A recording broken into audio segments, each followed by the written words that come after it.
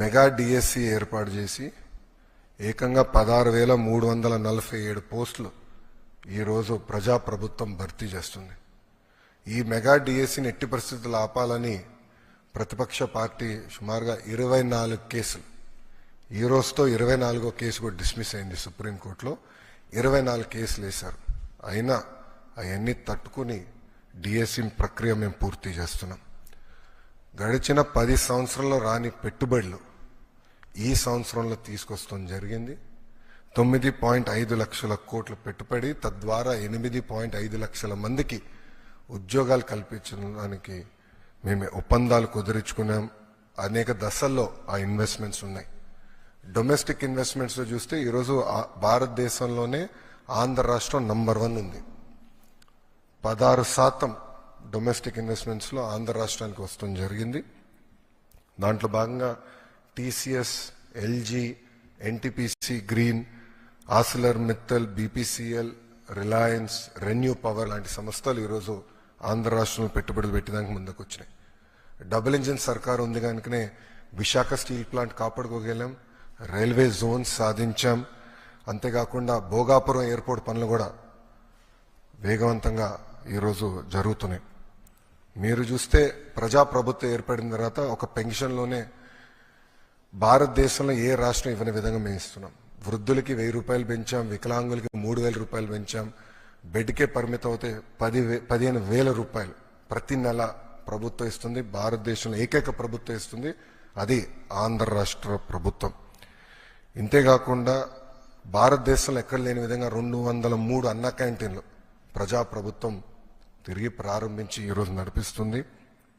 గౌరవ ముఖ్యమంత్రి గారు ఇప్పుడే చెప్పారు, ఆగస్టు 15 నుంచి ఉచిత బస్ విధానం కూడా మేము అమలు చేస్తున్నాం. దీపం పథకం ద్వారా ఇప్పటికీ 2 కోట్ల గ్యాస్ సిలిండర్లు ఉచితంగా ప్రజాప్రభుత్వం తెలుగింటి ఆడబడుచులకి అందజేస్తాం కూడా జరిగింది.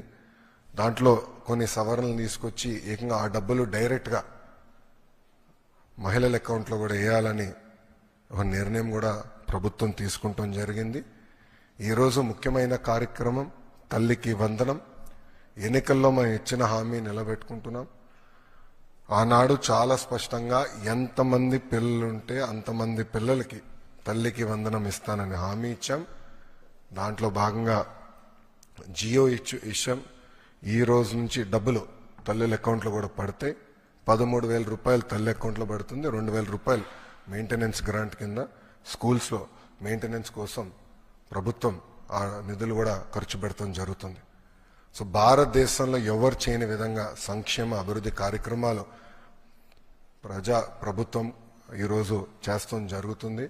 గౌరవ ముఖ్యమంత్రి చంద్రబాబు నాయుడు గారి నాయకత్వంలో సంక్షేమ అభివృద్ధి అనేది ఈ ప్రభుత్వానికి జోడెద్దుల బండి.